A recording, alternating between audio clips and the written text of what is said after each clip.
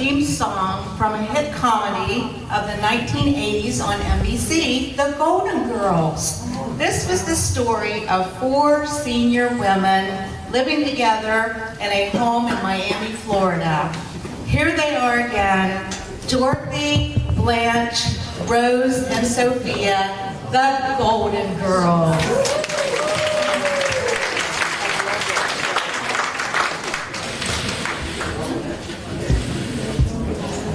Dorothy, what are you doing up at this hour?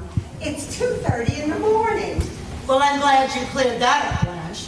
Thought it was a little dark out for 2:30 in the afternoon. Well, somebody got up on the wrong side of the web. I'm sorry, Blanche. I just couldn't sleep.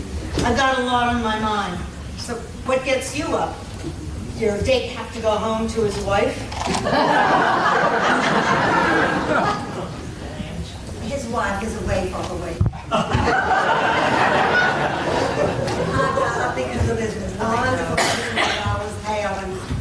Look, Blanche, if you don't mind, I don't want to hear about another of your dreams that involves a Southern belle living on a Georgia plantation who was seduced by the international harvester repairman during alfalfa harvest. Well, it wasn't the international harvester repairman. Oh, forgive me. It was the international movie star, Mr. George Clooney. Oh, so it was a nightmare then. Certainly not. It was a wonderful.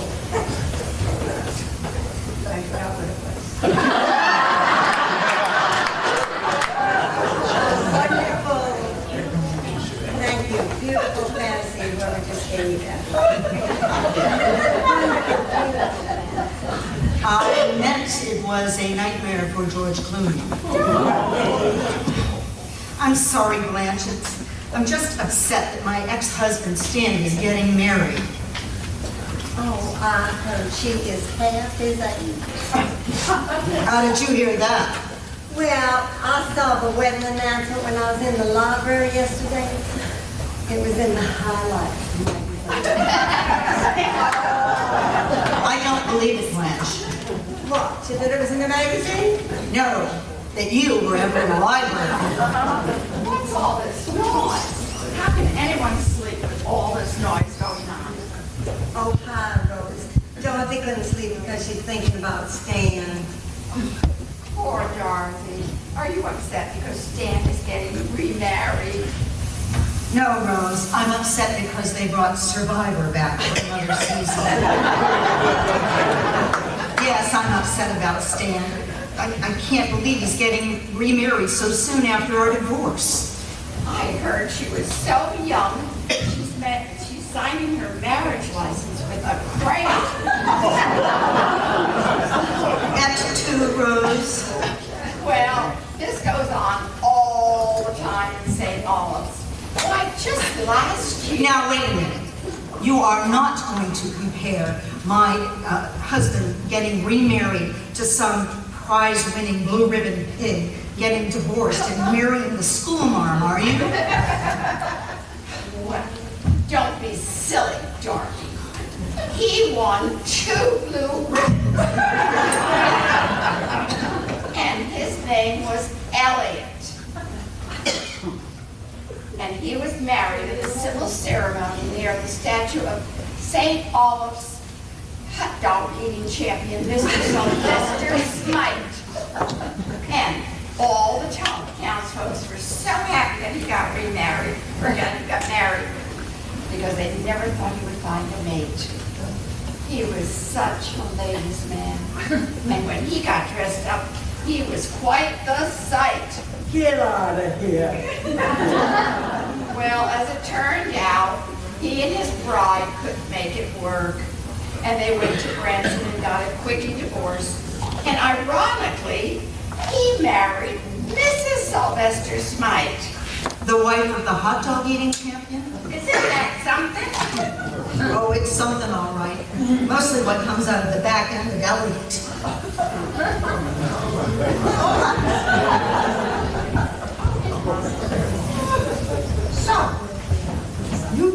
decide to have a slumber party and not invite me? Yes, Mom. Blanche and Rose were just about to do each other's hair, and I was on my way to put their panties in the freezer. Oh, Sophia, she's only kidding. I couldn't sleep because of this erotic dream and Dorothy couldn't sleep because she's upset over Stan. And Rose was, what gets you up at this hour? I smell hot cocoa. You could smell this hot cocoa all the way into your room? Hey, I'm an old lady. I smell lots of things, especially after eating broccoli.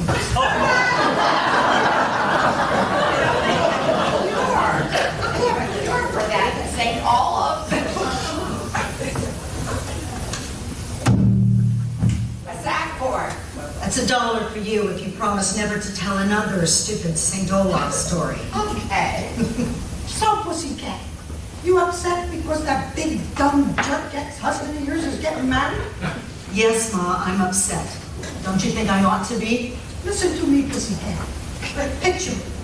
Sicily, 1923. A young peasant girl who has little experience of being in love falls for a handsome businessman who is held in high esteem by the village townspeople.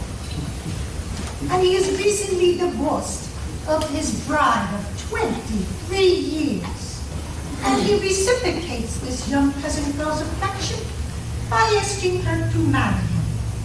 But alas, because of Sicilian tradition, the family has already picked out a suitor for her, and the handsome businessman goes on to become a world-renowned entertainer. And that peasant girl was me. And that world-renowned entertainer was Tony Bennett. Mama, that story is completely ridiculous, and nobody here believes it. Who told you to believe it? I told you just to listen to me. Well, I think we all need just a good night's sleep. You know, Blanche is right. Maybe things will look brighter in the morning. Well, they should, because the sun will be out.